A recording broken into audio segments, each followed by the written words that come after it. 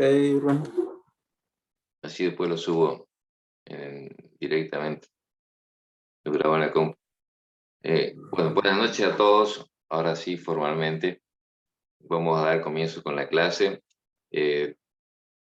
Antes de que exponga el grupo 11, mientras tanto, mientras estoy hablando, en todo caso, el grupo 11, si quiere ir poniendo la presentación. Esta clase y la clase que viene son clases que damos de repaso, que van a tratar todos los temas, y el parcial saben que es el 7 de julio. Así que tienen que tener todas las preguntas que quieran, ¿no es cierto? Así que no queda más opción. El parcial va a ser, por un lado, la parte teórica, que va a incluir los conceptos que hemos dado en clases, y también los conceptos de las exposiciones de los distintos grupos, de los grupos 1 hasta 11, ¿no es cierto? Así que seguramente habrá preguntas sobre las exposiciones. Esto para que ustedes tengan la precaución de revisar las exposiciones, de tomar los conceptos principales. Las exposiciones van a estar subidas al aula, y también están los videos que pueden ver, así que tienen las dos maneras de poder ver. No sé si tienen alguna pregunta.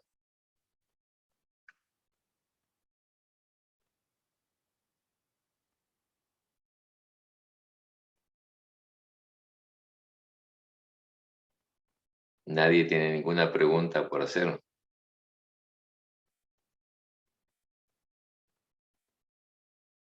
Bueno, los temas para los grupos de exposiciones para los grupos 12 al 20 se los vamos a dar en los próximos días, y van a tratar la mayor parte de equipos de intercambio de calor y algunos otros equipos en los cuales no hay balance de masa, ¿no es cierto?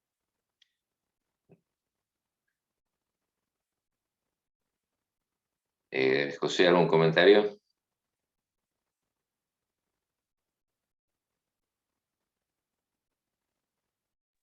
No, profe.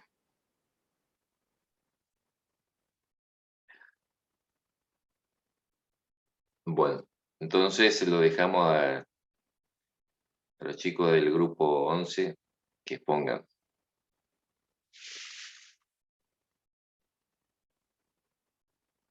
Cuando quieran. Sí, aguárdame un segundito, profe, que mi compañera no se pudo conectar. La voy a llamar para que podamos, le voy a poner en altavoz para que pueda exponer su parte, ¿puede ser? Sí. Bien. Esperamos. Mientras tanto, si alguno tiene alguna pregunta, después de la exposición vamos a atender las consultas que han enviado. Sí.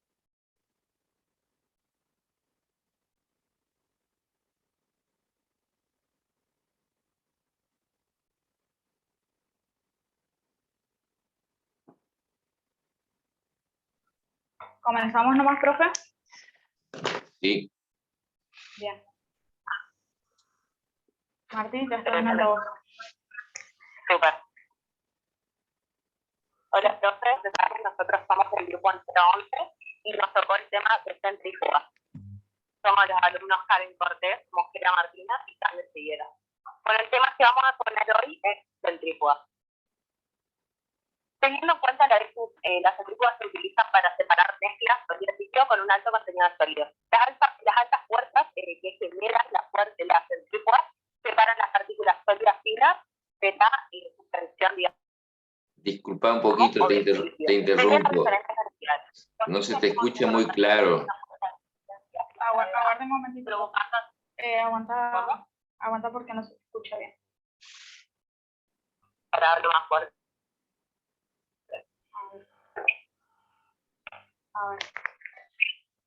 A ver, habla Marco. ¿Ahí se me escucha bien? Ahora un poco mejor. Escucho un poquito entrecortado. Bueno, para Como con un eco se te escucha, no sé teniendo si en tenés cuenta, algo... bueno, como dije anteriormente, No, pasa que, profe, que del celular te se escucha entrecortado. bueno. Ya está. Nunca me pasó esto. ¿Se entiende, profe, o se escucha muy...? Sí, se entiende, pero bueno.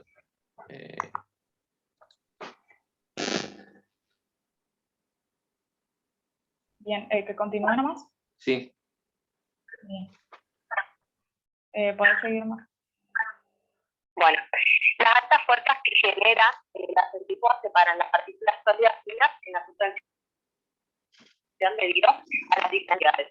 Esto consiste en un movimiento rotatorio con una fuerza mayor intensidad que la gravedad viva, provocando la segmentación del petróleo o de las partículas de mayor densidad. Entonces, el objetivo general de la centrifugación principalmente es la separación de partículas con diferentes características o bien dicho con diferentes densidades, como dije anteriormente. También, los principios que se tienen en cuenta en estos procesos son basados en la densidad y en la centrifugación. El principio que se basa en la densidad importa que debido a que todas las partículas poseen masa, se ven afectadas por cualquier fuerza. La centrifugación supone, para la aceleración centrífuga, un efecto parecido al gravitacional. En este caso, las partículas necesitan una aceleración que las obliga a segmentar. Y bueno, en las fuerzas que intervienen en la centrifugación se basan en un principio común, que es de la rotación de un objeto alrededor de un eje a una distancia radial desde dicho punto, digamos. Produce una fuerza que actúa sobre dicho objeto. Esperamos un segundito, porque tengo que mirar el power. Bueno, el objeto que gira alrededor de un eje está cambiando de dirección constantemente, con lo cual se produce una aceleración aun cuando la velocidad rotacional es constante. Esta fuerza centrípeta actúa en dirección hacia el centro de rotación y si el objeto que se hace girar en un recipiente cilíndrico, el contenido de fluidos sólidos desarrolla una fuerza igual y opuesta llamada fuerza centrípeta hacia las paredes del recipiente. Explicando lo anterior, podemos decir que esta fuerza que causa la sedimentación, esta es la fuerza que causa la sedimentación de las partículas. ¿Cambia? Bueno, el equilibrio hidrostático es, como le dice su nombre, el equilibrio entre las fuerzas de presión y gravedad en un fluido. La superficie del líquido toma la forma de una paraboloide de revolución, que a medida que la velocidad angular va aumentando, exerciendo fuerzas centrípetas mayores que la de la fuerza de la gravedad. Toda la masa del líquido queda como un cuerpo rígido, es decir, sin desplazamiento. En estas condiciones, la distribución de presión de un líquido se puede obtener a partir de los principios de estadística de los fluidos. Bueno, y por último, en la separación de dos líquidos fluidos, la diferencia es muy importante, por lo que nombré al principio. Y además es una característica principal del líquido miscible. La separación se realiza en una centrífuga líquido-líquido, como podemos ver en el power. La zona A representa la separación del líquido pesado del ligero, y la zona B representa la separación del líquido ligero del pesado. Bueno, la W indica una interfaz, también llamada una zona neutra. Es vertical, ya que la fuerza de la gravedad es predecible en comparación a la fuerza centrífuga. También tenemos sus respectivos radios, que sería el radio B, que es el radio de salida del fluido A, el radio A, que es el radio de salida del fluido B, y el radio B, que sería el radio de la interfase, el punto de separación de las dos fases. Teniendo en cuenta esto, podemos clasificar tres tipos de centrífugas. Centrífugas de disco, las centrífugas continuas y las centrífugas decantadoras. Bien, uno de los principales tipos de centrífugas es la de disco, que se utiliza principalmente para la separación de líquidos no miscibles. Generalmente es un recipiente bajo y ancho, aproximadamente de 0,2 a 12 metros de diámetro. Como podemos observar en la figura, es de fondo plano y con cabezal cónico. Tiene discos apilados uno encima de otro, con perforaciones por donde pasan los líquidos. Podemos observar en la figura que la alimentación se da por el tubo amarillo, que está indicado con el número 2, se deposita y primero el líquido más denso es forzado a dirigirse hacia las paredes por la cara inferior de los discos. Estos serían los discos apilados, ¿sí? Lo voy a indicar. Estos serían los discos apilados. El líquido más denso se va hacia las paredes, que sería esto que vemos de color celeste, y se dirige hacia el tubo de salida del líquido más denso, que sería el 3, que está indicado con el número 3. Después tenemos el líquido menos denso, que se dirige hacia el eje vertical del recipiente, y por donde sube, digamos, sube por la cara superior, ¿sí?, de los mismos discos, emergiendo por este tubo número 6, digamos, también coloreado de amarillo. Después tenemos acá indicado con el número 7, el almacenamiento de los sólidos, que se puede distinguir de un color marrón, y tenemos dos salidas emergentes más, que sería la 9, que está también de color, debido a que es la descarga de los lodos, y la número 10, que es la descarga del agua.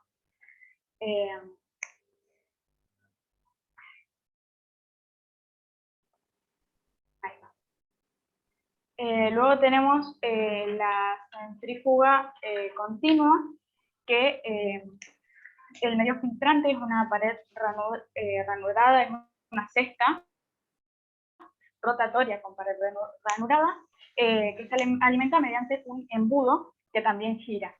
La alimentación, como podemos observar en la figura, ingresa por el extremo más estrecho de este embudo y se desplaza hacia la parte más ancha, adquiriendo velocidad, ¿sí? El líquido fluye a través de las paredes de la cesta, generalmente está recubierta con una tela metálica.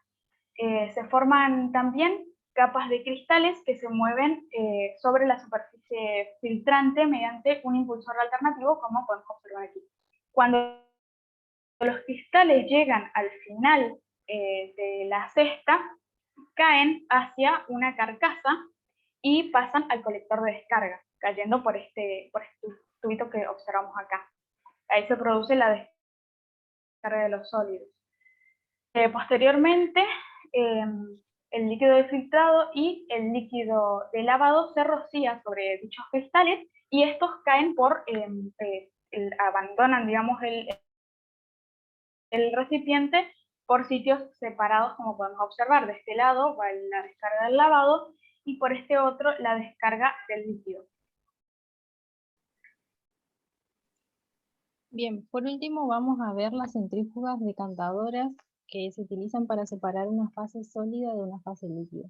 Como podemos observar en la imagen, este es un tipo de decantadora, centrífuga decantadora, o también conocida como decanter, en la cual los productos ingresan a un tornillo sin fin mediante un tubo de alimentación, y este tornillo sin fin se encuentra girando a una velocidad distinta a la velocidad que se encuentra esto que está acá, que es un tambor o tanque, y allí se depositan los productos. Estos productos se depositan en la pared interna del tanque, este tanque tiene una forma cónica y a la vez cilíndrica, y por acción de la fuerza centrífuga, estos productos se sedimentan en la parte inferior y se van desplazando hacia la parte de desechos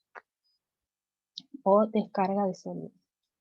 Este tornillo sin fin puede adecuarse o cambiarse de acuerdo al tipo de sólido que se quiera separar de la fase sólida, perdón, de la fase líquida. Cande, volver atrás, por favor. Y el tambor también el ángulo de la parte cónica puede cambiarse, al igual que la longitud del tanque puede ser mayor o menor. En la parte de de la descarga de los sólidos se expulsan usando un recolector de sólidos. Como mencionó mi compañera, esta centrífuga, al igual que la anterior, tiene una carcasa en donde se recolectan estos sólidos. La parte líquida se desecha por la parte cilíndrica, es desplazada hacia atrás en un colector central y luego por acción de la gravedad se va a desechar, que puede desecharse o reutilizarse con otro tipo de centrifuga como la de disco que comentó mi compañera anteriormente. Ahora sí, Cande, pasa por favor. Dentro de las centrífugas de Canter o decantadoras tenemos distintos tipos, dependiendo del sólido y el líquido que se quiera separar. Tenemos la de clarificación, que es cuando buscamos que el líquido tenga más concentración de líquido y no tenga partículas sólidas. De deshidratación, que en este caso pasa lo contrario, se busca tener una mayor concentración de sólidos. En esta parte se ocupa en la industria del lodo, se separa el lodo o la tierra de la parte líquida para después hacer un mejor secado. Tenemos de separación, que se dividen líquidos en suspensión en una fracción fina y una fracción gruesa. Tenemos extracción, que se mezcla un líquido que contiene un sólido o lo extraen una sustancia líquida, que también contiene sólidos y líquidos a la vez. Después tenemos de separación de 2 y 3 fases, que normalmente se ocupan cuando tenemos aceite. En esta separación se separan los líquidos por la densidad y a su vez se separan partes sólidas y se descargan partes sólidas. Cande, pasa.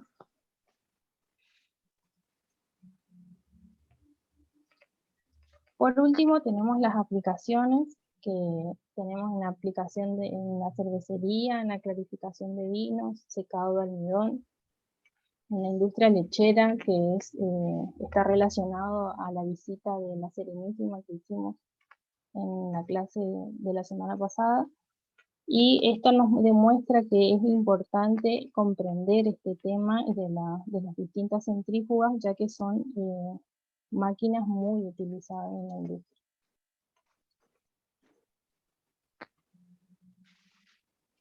Si tienen consultas o dudas, acá finalizamos nuestra presentación.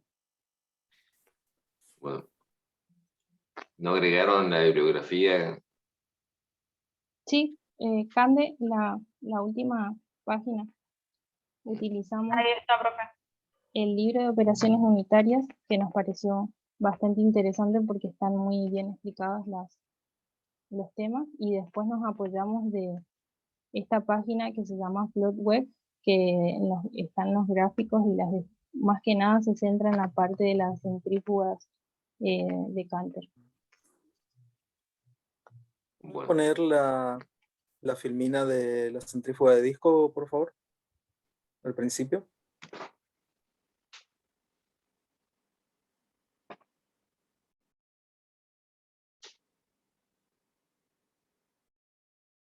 Ahí. ¿Les parece que pueden tener una centrífuga de 12 metros de diámetro?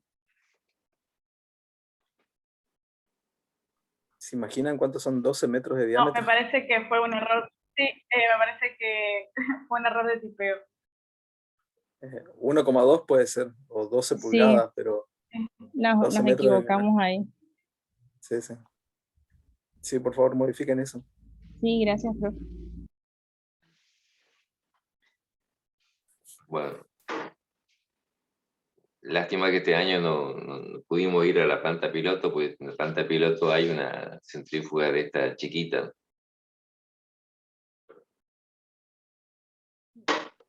Hola, profe, finalmente pude conectarme. Bueno.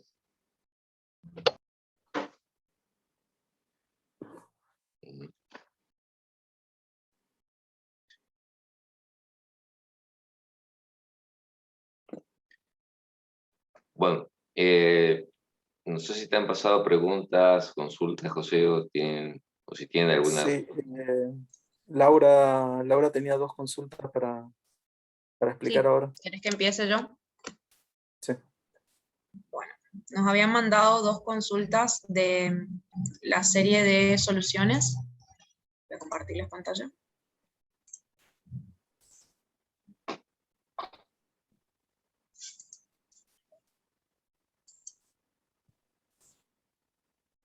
Un ejercicio era este, ¿sí? Que dice, para preparar una bebida carbonatada se disuelve dióxido de carbono gaseoso en 1000 litros de agua. Ay, esperen que corro acá este. La presión final de la bebida carbonatada es de 1 bar a 10 grados Celsius. El recipiente que contiene inicialmente el dióxido de carbono se encuentra a 50 bar y 35 grados Celsius. Entonces les pregunta, ¿cuál es el volumen a 50 bar de dióxido necesario para carbonatar la bebida final? Y que consideren la solubilidad de saturación del dióxido en agua a 1 bar. Bueno, no sé exactamente qué era lo que no habían podido plantear este ejercicio. Sí les faltaba un dato, que es lo que dice ahí al final, considerar la solubilidad de saturación del dióxido en agua a 1 bar. Si ese era el dato que les faltaba, lo tenían que ir a buscar a la tabla. Entonces, bueno, originalmente tenemos un tanque que tiene dióxido de carbono que les dice que está a 50 bar y a 35 grados Celsius. Y como es un gas, podemos plantear la ecuación de los gases ideales para el cálculo, ¿sí? Entonces, con ese gas lo que van a hacer es carbonatar una bebida final que va a estar a 1 bar y a 10 grados Celsius. Y este dato era muy importante porque, si se acuerdan, por la ley de Henry, cambia mucho la solubilidad de un gas en un líquido, entonces tenían que buscar la solubilidad a 1 bar y a 10 grados Celsius, ¿sí? Fíjense que lo que nos pide el problema es calcular el volumen que vamos a necesitar de este tanque. Vamos a necesitar una porción, un volumen de dióxido de carbono para llevar al líquido y poder tener la bebida carbonatada final. Entonces, nos da la presión, ¿sí? 50 bar, nos da la temperatura, y para calcular el volumen nos falta la masa o el número de moles de dióxido de carbono que necesitamos, ¿sí? Entonces nos vamos a la tabla, y yo encontré que la solubilidad del dióxido a 10 grados Celsius es de 2,5 kilos por kilos de dióxido de carbono por kilo de agua, ¿sí? Entonces, como el problema nos decía que teníamos 1000 litros de agua, consideramos la densidad del agua a 10 grados Celsius, y con este valor podemos calcular la masa de dióxido que necesitamos disolver en los 1000 litros de agua, ¿sí? ¿Me siguen hasta ahí? Y bueno, y ahí, una vez que tenemos esa masa de dióxido de carbono, calculamos los moles de dióxido de carbono, y ya nos vamos a esta ecuación, y calculamos el volumen de dióxido de carbono.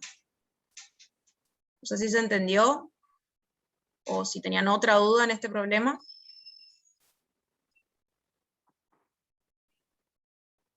Bueno, parece que se entendió. Y el otro problema que nos habían preguntado de esta guía era este, que era un ejercicio que venía del ejercicio anterior, ¿sí? Que tenían que recalcular una mezcla, y en el ejercicio anterior, en teoría, habían asumido que los volúmenes eran aditivos, ¿sí? Y entonces en este problema ustedes tenían que, no tenían que asumir los volúmenes aditivos, sino hacer un balance de masa, y calcular con eso, una vez que tenían ese resultado, comparar con el anterior, y obtener un coeficiente de variación. Bueno, acá el error fue nuestro, porque en la guía este era el ejercicio que tenían como ejercicio anterior, como el ejercicio 4. Y en realidad en este problema no asumían que los volúmenes eran aditivos, porque tenían 2 corrientes. Fíjense, dice, para un determinado proceso se necesita una solución de hidróxido al 16%, y disponemos de una solución más diluida, que está al 10% peso en volumen, y ya nos da el dato de la densidad de la corriente de entrada. y se le agregan 10 litros de hidróxido que está concentrado, ¿sí? Y de densidad 1,43. O sea, nos da los dos valores de las densidades. Entonces nos pregunta qué masa de hidróxido se prepara. Y bueno, este problema, como ya les da los valores de densidades en realidad, y la solución final también les da en porcentaje peso en peso, no tenían que asumir volúmenes aditivos. En realidad este problema 5 venía de otro, o sea, antes pusimos otro problema que era con ácido nítrico y que les daba volúmenes de entrada, le daba los dos volúmenes de las soluciones que entraban, y les daba la concentración del uno de la entrada y la salida, y solamente la densidad de uno de los ácidos. Entonces, ahí sí tenían que asumir que los volúmenes eran aditivos, y en el punto 5 les daba los valores de las densidades, y ahí tenían que calcular haciendo balance de masa, y comparar y encontrar el coeficiente de variación. No sé si pudieron plantear el ejercicio 4, ¿sí? Por las dudas les explico acá. Este es el ejercicio que les decía recién, que no tenían que hacer consideración de volúmenes. Fíjense que tenemos una corriente que nos dice que tiene una concentración de 10% peso en volumen, y nos da la densidad, que la vamos a mezclar con una solución concentrada, 10 normal, y dice que voy a agregar 10 litros, y también tengo la densidad. Y voy a obtener una solución de concentración de 16 peso en peso, ¿sí? La concentración de la solución C. Entonces, tengo los dos datos de las concentraciones, uno tengo en peso en volumen, entonces con la densidad voy a llegar a la concentración peso en peso. En la corriente B tengo en normalidad, entonces con la densidad y el peso molecular voy a encontrar la concentración peso en peso. Una vez que tengo las conversiones, voy a decir que el balance de masa, bueno, ya lo conocen, el balance de masa global del mezclado, y en el balance de masa particular tengo las tres concentraciones, ¿sí? Y solamente, bueno, y acá teníamos que calcular C. Entonces, voy a convertir el volumen, ay, acá me tapa otra vez esto, y ya pueden calcular la corriente C, ¿sí? Hacen una conversión de B porque también tienen la densidad, obtienen la masa de B y ya pueden calcular C. Entonces, en este problema no había que asumir que los volúmenes eran aditivos, ¿sí? ¿Este lo pudieron plantear? Quiero saber si la persona que había planteado la duda con el ejercicio 5 era porque justamente no tuvo que asumir que los volúmenes eran aditivos en el ejercicio anterior.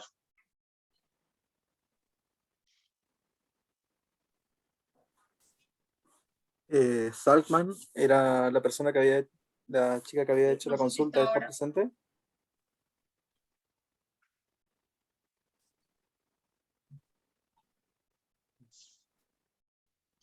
Bueno.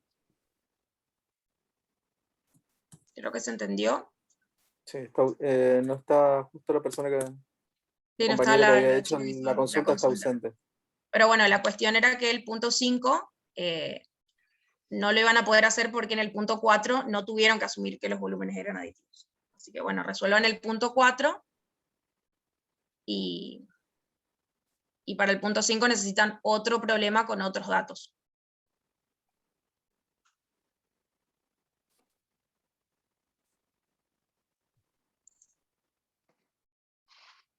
¿Alguna duda respecto a esos dos problemas? Ahí recién se conectó Salkman, que había hecho la consulta.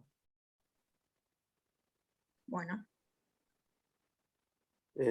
Luana Salkman. Sí, sí. Hola, profe, buen día. Ahí justo había, Laura explicó la consulta que hiciste. En todo caso, si después mirar el video de la clase, dale, puedes sacar las dudas. Sí, sí, voy a volver a verlo. Tengo que volver a rehacerlo porque la verdad es que me costó bastante. Bueno, no, te resumo nomás el ejercicio de este que estás viendo acá, que decía que había que recalcular el ejercicio 4.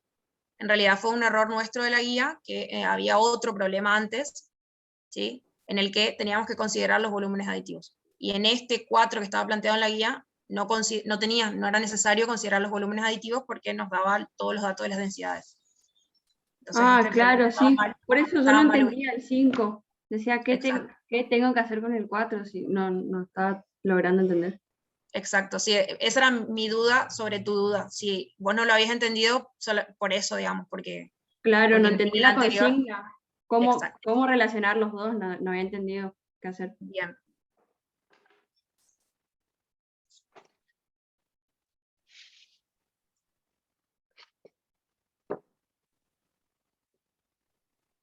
Bueno, listo, José, si nadie tiene ninguna duda más respecto a eso. ¿Alguien tiene alguna consulta en particular de los talleres?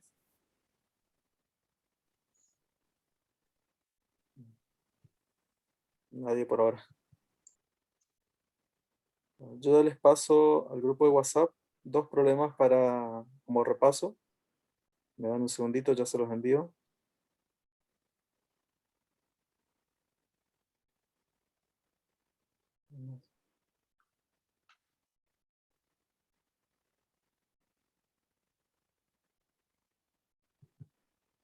Tienen 2 problemas que van a ser como ejemplo de los que se pueden tomar en el parcial. En realidad es lo mismo que están en las guías, solamente que cambiamos algunos datos o encaramos de otra forma. Un segundo que no lo estoy encontrando. Ahí está.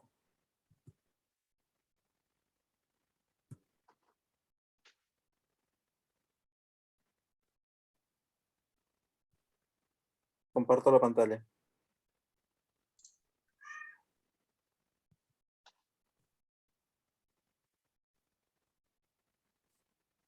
¿Están viendo la pantalla? Sí, se está viendo, Sí. profe. Ahí tienen 2 problemas como ejemplo. En el primero son sencillamente, puede ser una columna de destilación o 2 operaciones de separación, independientemente de qué tipo de operación sea. Podemos estar hablando de un tamiz, podemos estar hablando de una destilación, de una centrifugación. Son 2 operaciones en serie. Más abajo tenemos los datos de masa y de composiciones. Fíjense que nos faltan absolutamente todos los datos de la corriente D1, de una de las corrientes de separación de la primera operación. Y nos faltan los datos de masa de las corrientes D2 y W2. Tenemos el resto de las composiciones. Independientemente de qué tipo de operación de separación sea, ustedes pueden plantear balance de materia o balance particular para la resolución de este problema. El siguiente es una operación de extracción sólido-líquido. Perdón, líquido-líquido. La operación líquido-líquido, años anteriores lo incluíamos en la parte de separación. Esta vez se me olvidó incluirlo en la guía. Pero la operación líquido-líquido se considera, o el balance de material global y particular, se plantea exactamente igual que una extracción sólido-líquido. ¿En qué consiste? Tenemos un soluto, que es de interés, que está disuelto en un medio acuoso, en un medio líquido, y utilizamos un solvente que es afín a ese soluto para hacer la transferencia de materia, desde un solvente hacia el otro solvente. En este caso estamos hablando de agua y aceite, por ejemplo. ¿Qué tenemos como soluto de interés? El ácido cítrico. Ahora,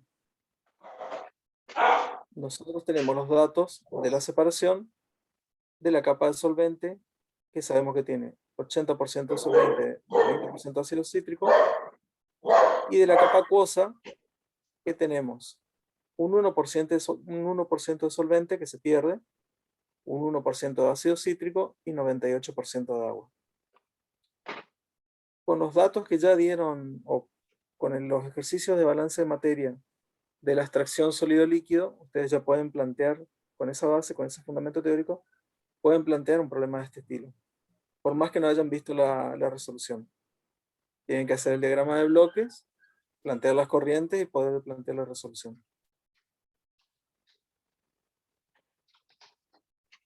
Yo les dejo el primer problema e intentamos plantearlo. En todo caso, se pueden plantear en papel y subir la foto dentro de 10 minutos, dentro de 10 o 15 minutos. Solamente el planteo teórico. ¿Alguien tiene alguna duda?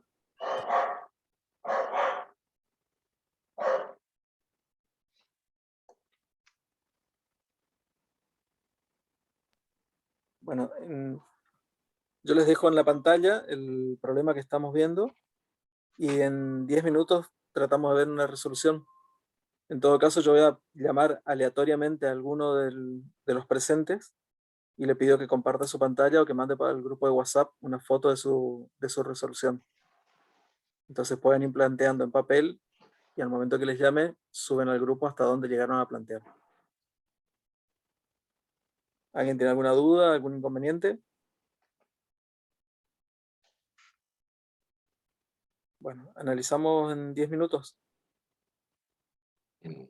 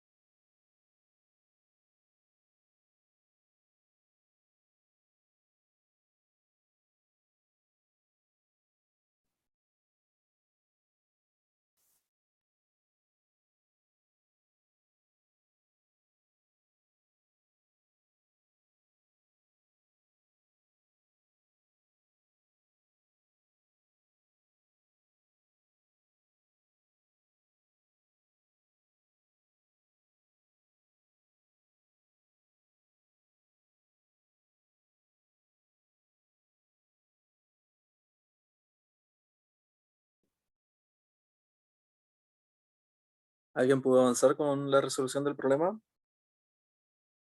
¿O tiene para compartir alguna pantalla?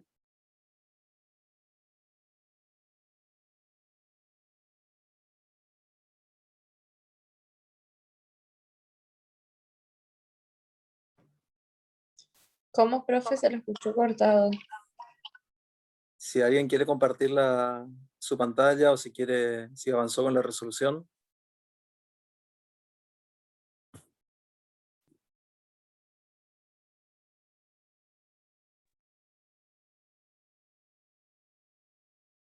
Si no, empiezo a llamar en forma aleatoria.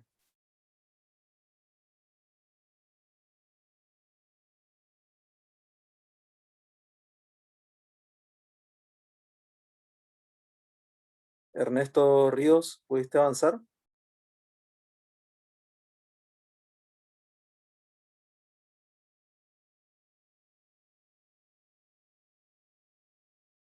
Juliana Gallino, Claver Gallino.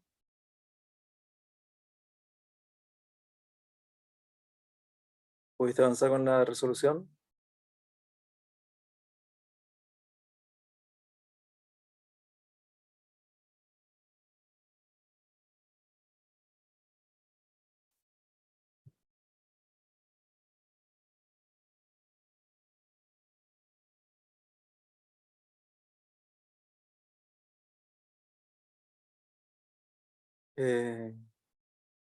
Gallino, no se te escucha. Debe estar muteado.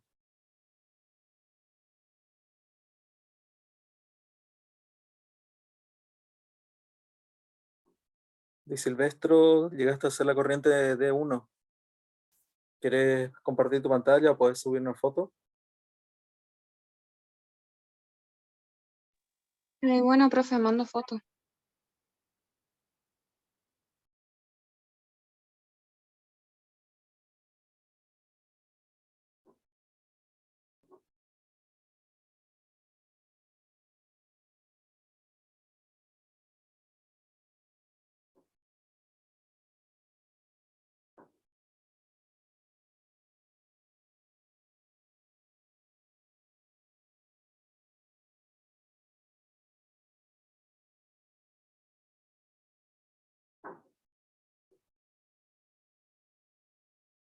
Mandar la foto de lo que tengas y compartimos.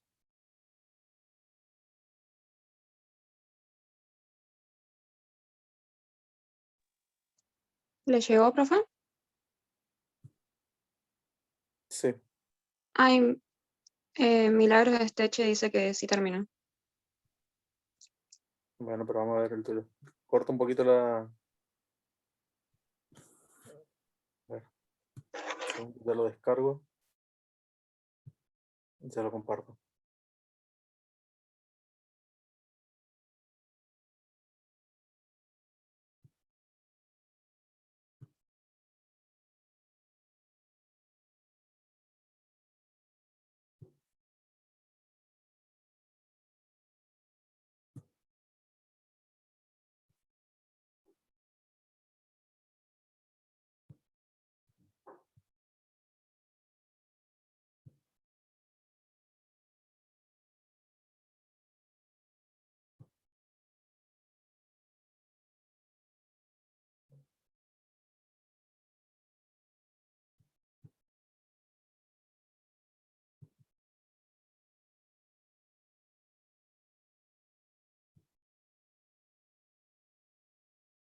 ¿Ven la resolución de la compañera? ¿Ya le llegó la pantalla?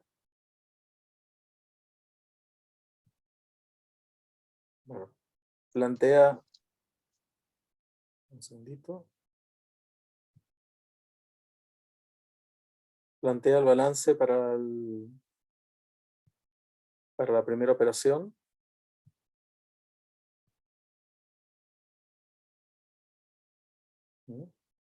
Donde tenemos dos datos de masa. Tenemos la corriente F y la corriente W. La corriente D es incógnita, pero sale directamente el dato por diferencia. Luego plantea el balance de materia particular. Como tiene datos tanto de la corriente F como de la corriente W, puede obtener por balance de materia particular cada uno de los componentes de la corriente D1.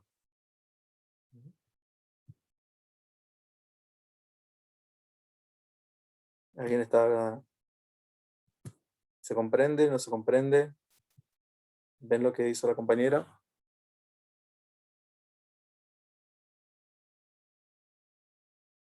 Plantea para el componente A y para el componente B. De la misma forma, como ya tengo los datos para la corriente W1 y para D1, perdón, ya tengo la composición de la corriente W1, tengo datos parciales de la corriente D2, puedo obtener también directamente la corriente W2. Sencillamente es plantear los balances de materia. Un segundito, cambio de pantalla.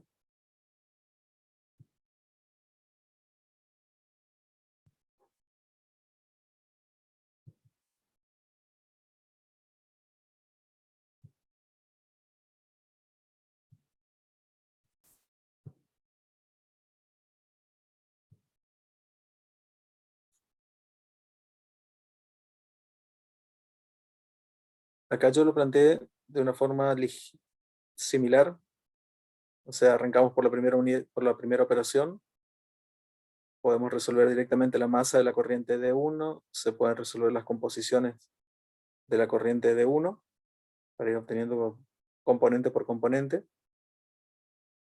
Planteamos, un segundito,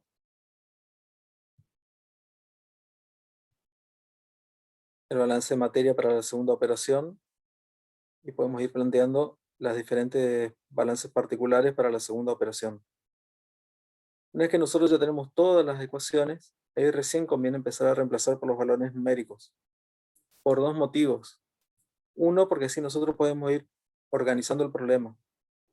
Y dos, porque en algunos casos nos van a traicionar los decimales.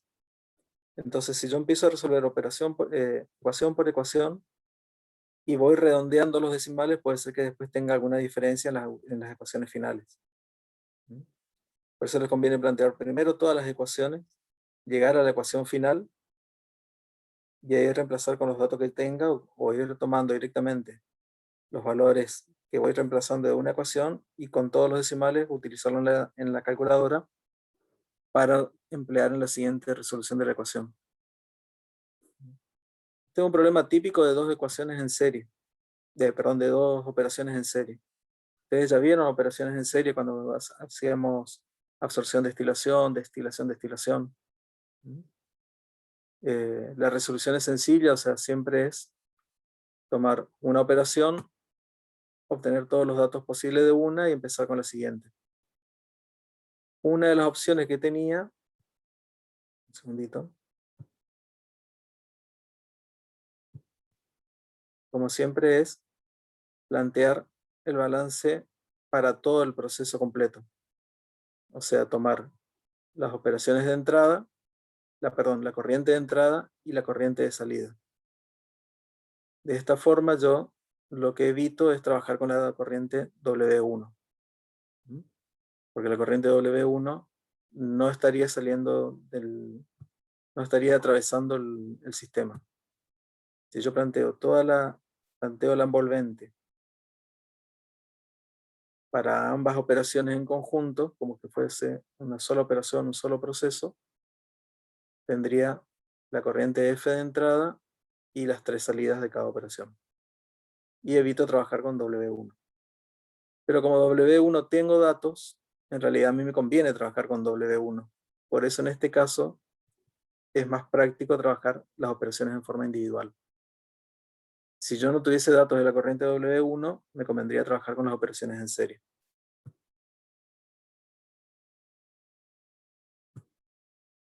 ¿Alguien tiene alguna consulta, alguna duda?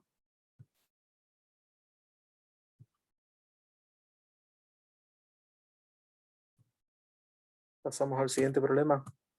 Profe, ¿Sí? a mí al hacer el balance particular para la corriente C, el balance particular del componente C de la corriente W1, no, D1, perdón, de me 1. quedó 0,007. Y al hacer la suma de todo me queda tipo 1,002. Entonces no sé si hay algún decimal que debería redondear o hay algo que, o sea, porque me queda 0,932 para A, 0,63 para B y 0,007 para C Se, en D1. se, cor- se corta mucho, pero entiendo que tenés algún problema con los decimales, te queda un poquito más de 100, ¿puede ser? Sí, sí, así es. Entendí eso. ¿Verdad?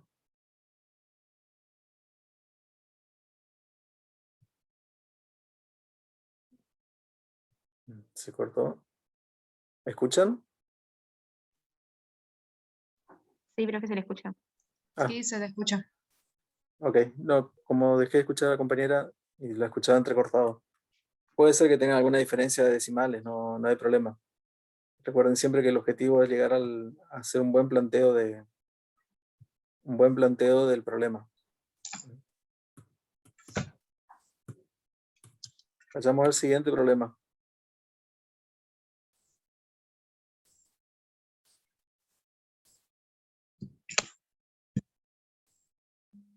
El siguiente problema es más sencillo en realidad de lo que son los problemas de balance de materia en extracción sólido-líquido. En realidad tenemos como siempre. Entonces, siempre que vamos a tener un proceso de extracción, vamos a tener dos corrientes de entrada,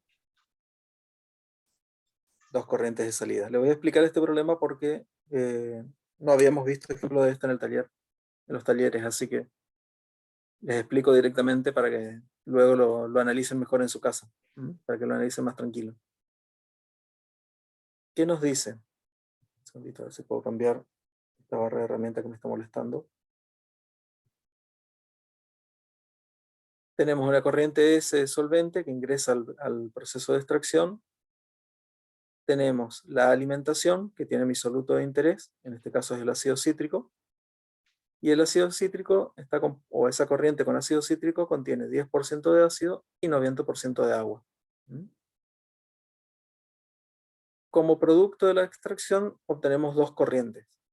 La corriente P, que es mi producto final, y la fase acuosa, o sea, una corriente, toda esa agua que ingresó en la corriente F, o la mayor parte, va a estar en la corriente A. La corriente acuosa no es de mi interés.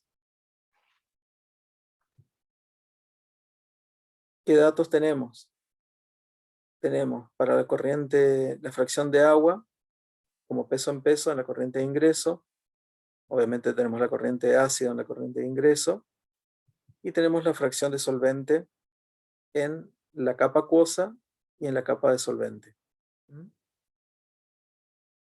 La resolución es bastante sencilla, o sea, se puede plantear el balance de materia global, todo lo que entra igual a todo lo que sale, y vamos planteando los diferentes balances particulares, teniendo siempre en cuenta qué es lo que nos dice el problema que hay en cada corriente. Por ejemplo, para el solvente, en este caso sabemos que el solvente es un solvente limpio, que no trae nada del soluto.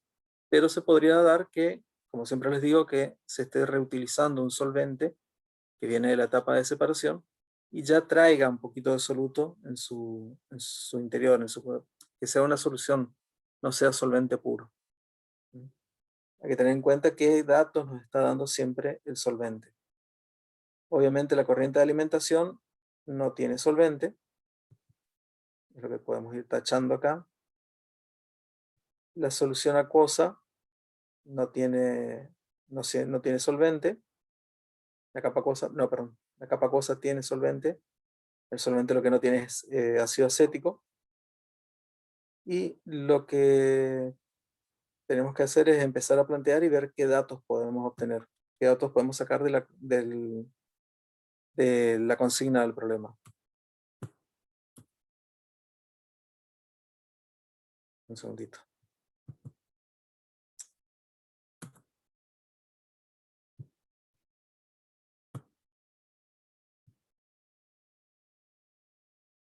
A partir de la resolución, y ahí de la cancelación de las diferentes composiciones que son 0 en los balances particulares, puedo obtener la masa de A, reemplazando puedo obtener la masa de P, que es mi producto final, y por último puedo obtener el solvente necesario.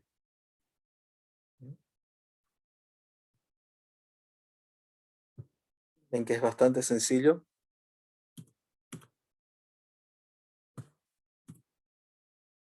Segundo, borro todas las entradas de dibujo.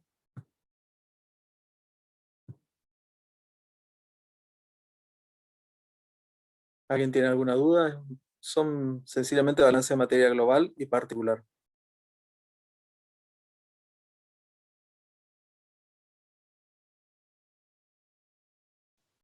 ¿Se entendió, profe? Bueno.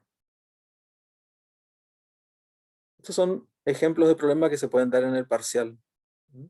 Normalmente siempre se da un problema de una operación simple, o un problema de disolución, o de mezcla, o de unidades, y un problema un poco más largo que encadena dos operaciones. 2 etapas de destilación, una etapa de absorción y destilación, dos etapas de separación mecánica, por ejemplo con las arandas. Siempre es un problema más corto y un problema un poquito más largo. Pero normalmente no van a tener nada raro. Sí se les puede dar, por ejemplo, vieron que en este tipo de problemas nosotros les damos todas las concentraciones peso en peso. Puede ser que en el problema les demos alguna concentración peso en peso, alguna en concentración peso en volumen, con los datos de densidad, de manera que puedan resolver, tengan que hacer el cambio de unidades, pasar todo a masa y luego plantear el balance de materia. Yo les voy a subir algunos problemas de repaso, que son ejemplos de problemas que se pueden llegar a tomar en el parcial, y la idea sería que los resuelvan, que vean por lo menos cómo plantearlos si tienen alguna duda, y para la clase que viene se despejan todas las dudas que tengan sobre esta guía de repaso y sobre los talleres que ya fueron entregando. Si ya pueden ir entregando, si hay comisiones que ya resolvieron el taller de extracción sólido-líquido, lo pueden ir entregando, mejor, así ya se lo podemos corregir y devolver para que lo tengan para estudiar.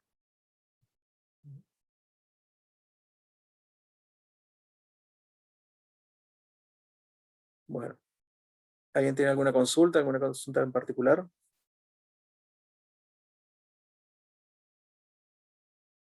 ¿Están pidiendo a sus compañeros que les compartan los talleres corregidos? ¿Tienen todos los talleres corregidos? Preocúpense de pedirle a sus compañeros. No vengan el último día a controlar los talleres que les corregimos y ahí empiezan a surgir todas las dudas. Tómense el tiempo para ir sacándose las dudas ahora.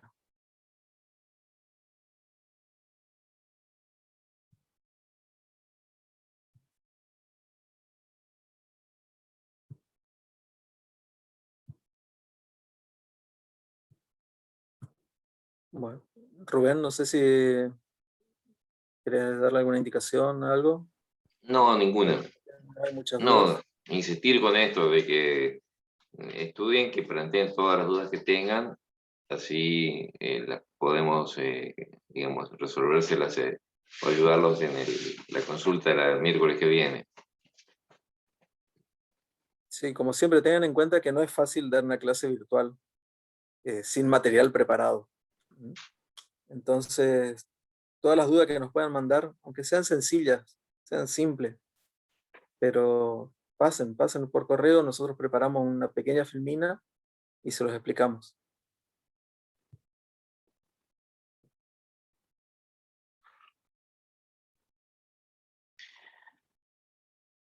Bueno, entonces si no hay dudas, ya se han ido bastante de los alumnos, así que vamos a cerrar la clase. Ok. Bueno, Muy bien, buenas noches. que tengan buena semana.